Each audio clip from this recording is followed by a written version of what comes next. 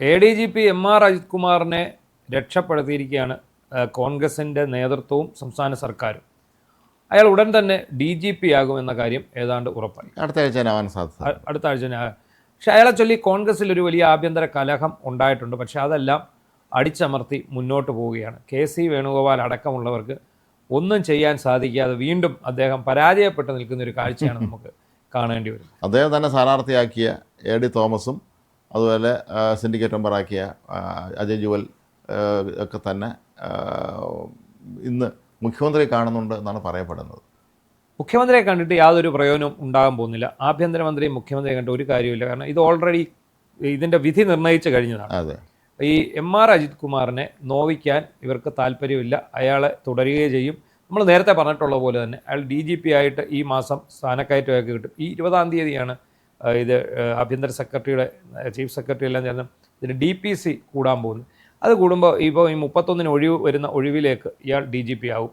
അതോടുകൂടി അയാളുടെ പ്രശ്നം പരിഹരിക്കപ്പെടുന്നു. ഇവിടുത്തെ പ്രശ്നങ്ങൾ പരിഹരിക്കപ്പെടാതെ തുടരുകയും അതിനുശേഷം എന്തെങ്കിലും തലവടി വിടുന്ന രീതിയിൽ ഒരു താക്കിയത് പോലെ എന്തെങ്കിലും കൊടുത്തങ്ങ് വിടും, അത്രേ ഉള്ളൂ. അതെ. അപ്പോൾ ഇന്നലെയൊക്കെ ഈ ചാനൽ ചർച്ചകൾ, ഇതിനകത്ത് ഏഷ്യാനെറ്റ് മാത്രമാണ് ഈ സ്റ്റോറി അവർ കൃത്യമായിട്ട് ഫോളോ അപ്പ് ചെയ്യുന്നത്. കാരണം ഈ ADGP അജിത് കുമാറിൻ്റെ ആൾക്കാരായിട്ട് കുറച്ച് ചാനലുകളുണ്ട്. കാരണം ഈ അൻവറും അജിത്തും തമ്മിലുള്ള ഒരു വലിയ ടൈപ്പ് ഉള്ള സമയത്ത് ഇവർക്ക് രണ്ടുപേർക്കും വേണ്ടി ഓശാന പാടാനും വാർത്ത ചമയ്ക്കാനും ഒക്കെ നിന്ന ചില ചാനലുകളുണ്ട്. അവരിപ്പോഴും ഇവരുടെ കൂട്ടത്തിൽ തന്നെയാണ് നിൽക്കുന്നത്. അജിത്തിനെതിരെ ഒരു നടപടിയൊന്നും അവർ ആഗ്രഹിക്കുന്നില്ല എന്നുള്ളതാണ്. ഇതിനകത്ത് ഇപ്പോൾ ഏറ്റവും പ്രധാനപ്പെട്ട കാര്യം, ഇന്നലെ പത്രസമ്മേളനം നടത്തിയ VD സതീശൻ പറഞ്ഞത് നടപടിക്രമമാകുമ്പോൾ നിങ്ങളെ അറിയിക്കാം. നടപടിക്രമം അതെ, അത് നമ്മൾ അംഗീകരിക്കും. അദ്ദേഹം പറഞ്ഞ ഈ കാര്യം നടപടിക്രമമാകുമ്പോൾ നമ്മൾ അംഗീകരിക്കും. പക്ഷേ ഈ അവസാന നിമിഷം ഈ റിപ്പോർട്ട് മടക്കിയത് എന്തിന് എന്നുള്ള ചോദ്യമാണ് നിലനിൽക്കുന്നത്. അതിന് ഉത്തരം പറയാൻ ഇവരാരും തയ്യാറാകുന്നില്ല എന്നുള്ളതാണ് ഇതിൻ്റെ രസകരമായി. 21 ദിവസം DGPയുടെ കസ്റ്റഡി വെച്ചു. ആ 21 ദിവസം കസ്റ്റഡി വെച്ചു എന്നല്ല പറയേണ്ടത്, പൂഴ്ത്തിവെക്കാൻ ആഭ്യന്തര വകുപ്പിൽ നിന്ന് നിർദ്ദേശം ഉണ്ടായതിനെ തുടർന്ന് ഇത് പൂഴ്ത്തിവെക്കുകയാണ് ഉണ്ടായത്.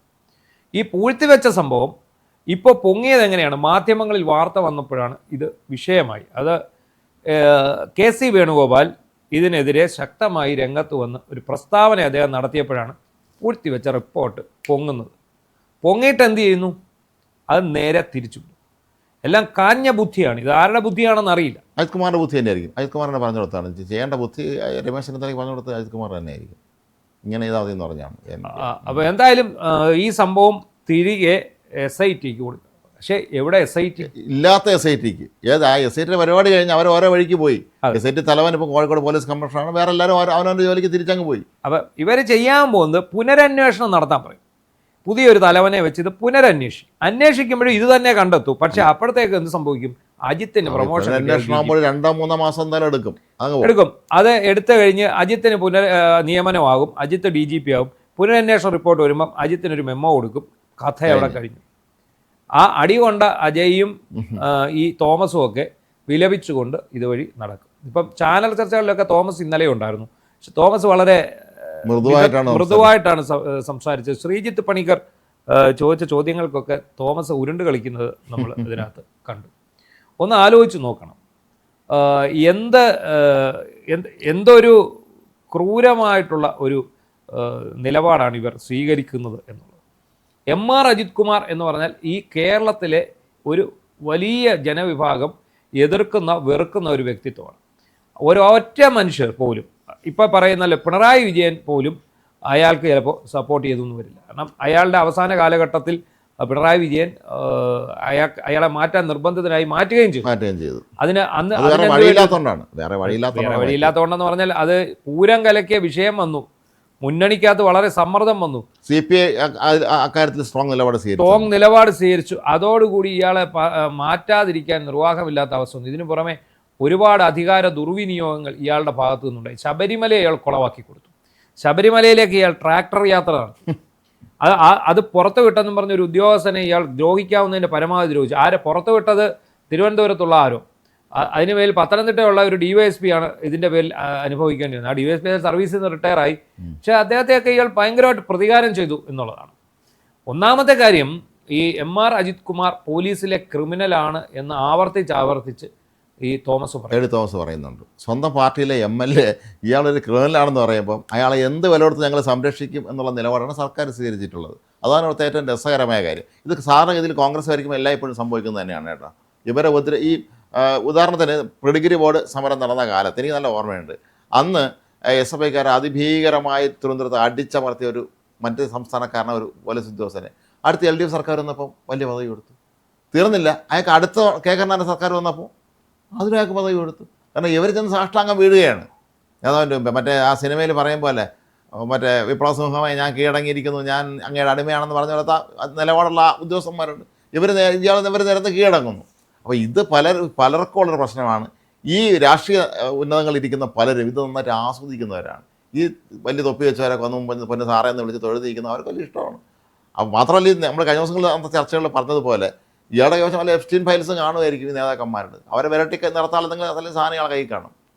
ഇതിന് VM സുധീരനെ പോലുള്ള ആരെങ്കിലും KPC പ്രസിഡന്റ് കൂടെ ആയിരിക്കാനുള്ളതായിരുന്നു. ഇവിടെ KPC പ്രസിഡന്റ് ഇല്ല, ഇല്ല. ഇവിടെ സത്യത്തിൽ എന്തെങ്കിലും നടക്കുന്നുണ്ട്? ഒന്നും നടക്കുന്നില്ല. സതീശന്റെ കുറച്ച് പെർഫോമൻസ്, സിംഗിൾ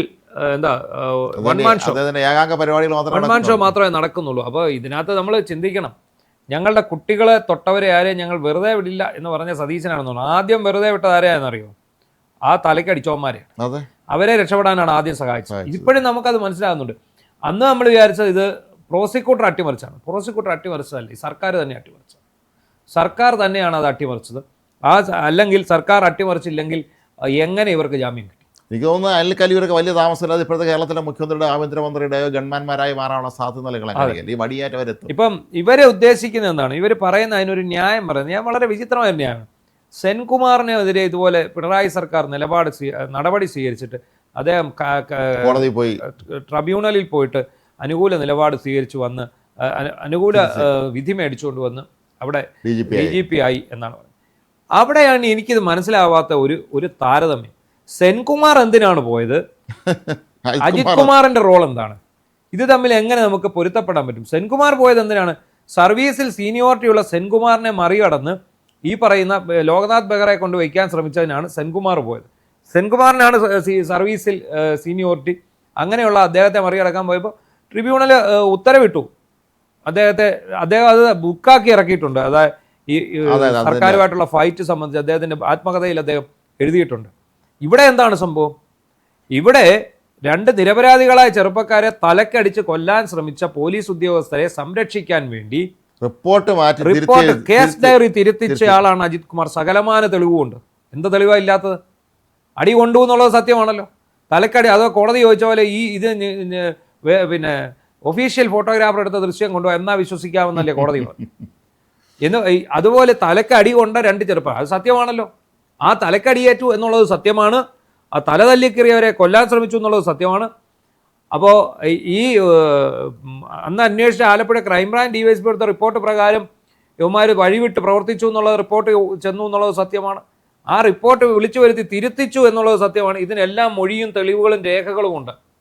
പക്ഷെ ഇപ്പോൾ അജിത് കുമാറിന് അതിനകത്ത് പങ്കില്ല എന്ന് പറയുന്നത് അജിത് കുമാറിന് ബെവറേജ് കോർപ്പറേഷൻ MD സ്ഥാനത്ത് മാറ്റണമെന്ന് മന്ത്രി M. ലിജു ആവശ്യപ്പെട്ട് അത് നടക്കുന്നില്ല എന്നാണ്. എനിക്ക് ഇയാളെ വേണ്ട, ഇയാളെ ഇത് തന്നെയാണ് സംഭവം. ഈ സർക്കാരുകളെ പ്രതിക്കൂട്ടിലാക്കാൻ തക്കതായിട്ട് എന്തൊക്കെയോ അജിത് കുമാറിന്റെ കൈവശമുണ്ട്. അത് പിണറായിയുടേതുമുണ്ട്, ഈ പറയുന്ന UDF സർക്കാരിൽ ചിലരുടേതും ഉണ്ടാവാം. അതാണ് ഇതിനകത്ത് സാധ്യത. അല്ലാതെ ഞങ്ങൾ കൊന്നാലും ഞങ്ങൾ അജിത്തിനെ സംരക്ഷിക്കും എന്ന ഈ നിലപാടിന് പിന്നിൽ ഒരു വ്യവസായിയുടെ ഇടപെടലുണ്ടെന്ന് പറയുന്നത്. പക്ഷെ ഒരു വ്യവസായി ഇടപെട്ടാലും അത്യാവശ്യം പാർട്ടിയിൽ നിന്നുള്ള സമ്മർദ്ദമൊക്കെ വന്നു കഴിയുമ്പോൾ അതിൽ നിന്ന് പാർട്ടി ഇല്ലല്ലോ. എല്ലാവരും മറന്നു, പാർട്ടിക്കാരും മറന്നു. ഇപ്പൊ സർക്കാർ എല്ലാവരും ഖദർദാരികൾ വന്ന് ഇന്ദിരാഭവനിലേക്കല്ല പോകണം, സെക്രട്ടേറിയറ്റിലേക്കാണ് എല്ലാവരും പോകുന്നത്. ഈ വലിയ കോട്ട സൂട്ടിട്ട വ്യവസായികൾ വന്നിട്ട് അവർ സെക്രട്ടേറിയറ്റിലേക്കാണ് പോകുന്നത്. ഇന്ദിരാഭവനിലേക്ക് ഇപ്പോൾ ആരും പോകുന്നില്ല. CPM ഭരിക്കുമ്പോൾ ആദ്യം AK സെന്ററിൽ പോയിട്ട് പിന്നെ അങ്ങോട്ട് പോകാൻ പറ്റുള്ളൂ. ഇവിടെ പിന്നെ ഇന്ദിരാഭവൻ വേണ്ട ഇറക്കും. എന്താണെങ്കിലും ഇപ്പോൾ KSUക്കാരെ കാണാനുള്ള അനുമതി സതീശൻ നിഷേധിച്ചിട്ടുണ്ട്. അലോഷ്യസ് സേവ്യർ മുഖ്യമന്ത്രിയെ കാണാൻ അനുമതി ചോദിച്ചിട്ട് അയാൾ കൊടുത്തിട്ടില്ല. അയാൾക്ക് കലിച്ചു. എന്താ കാര്യം?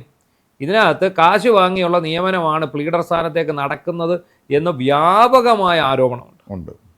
അതല്ല എന്ന് നമുക്ക് പറയാൻ പറ്റത്തില്ല. കാരണം കാശ് ആരെങ്കിലും കയ്യിൽ നിന്ന് വാങ്ങിയിട്ടുണ്ടെങ്കിൽ ഈ കഴിഞ്ഞ ദിവസം മുഖ്യമന്ത്രി പറഞ്ഞത് ലോയേഴ്സ് കോൺഗ്രസ് ആണ് ലിസ്റ്റ് തന്നെയെന്നാണ്. ലോയേഴ്സ് കോൺഗ്രസ് കഴിഞ്ഞ ദിവസം പറഞ്ഞത് അങ്ങനെയല്ല, ഒരു വ്യക്തിയുടെ പേരാണ് പറഞ്ഞത്. അതെ, അയാളാണ് പറഞ്ഞത്, അയാൾ തന്ന ലിസ്റ്റ് അനുസരിച്ചാണ് നിയമനം നടത്തിയത്. എന്നാൽ ഈ വ്യക്തിയെക്കുറിച്ച് ആദ്യം അന്വേഷിക്കണം ആരാണെന്ന്. അല്ലേ അതിനകത്ത് നമ്മളിത് ഈ സർക്കാർ കയറിയപ്പോഴേ നമ്മൾ അറിഞ്ഞിരുന്നു ഈ പ്ലീഡർ സ്ഥാനമൊക്കെ കച്ചവടമാക്കി, അതിനായിട്ട് ഒരാളെ നിയോഗിച്ചിട്ടുണ്ടെന്ന് പറഞ്ഞു. അങ്ങനെ കച്ചവടമാക്കിയ വകയിലാണ് ആദ്യം ഒരാളെ തെറ്റി നിയമിച്ചിട്ട് അവസാനം ഇത് ചെയ്യേണ്ടി വന്നത്. എന്തായാലും അതൊക്കെ വെച്ച് നോക്കുമ്പോൾ നമ്മുടെ പാവം സണ്ണി ജോസഫ് എന്തും മാന്യനാണ്, സ്വന്തം അളിയനെ കാശൊന്നും വാങ്ങാതെ നിയമിച്ചു. അദ്ദേഹമൊക്കെ വളരെ നല്ല മനുഷ്യരാണ്. എന്തായാലും ഈ അജിത്തിനെ സംരക്ഷിക്കുന്ന സതീശൻ സർക്കാർ അവർ ശ്രദ്ധിച്ചോളുക. സമൂഹം നിങ്ങളെ വാച്ച് ചെയ്യുന്നുണ്ട്, നിങ്ങളെ വിലയിരുത്തും, അതിൻ്റെ നിങ്ങൾ അനുഭവിക്കും.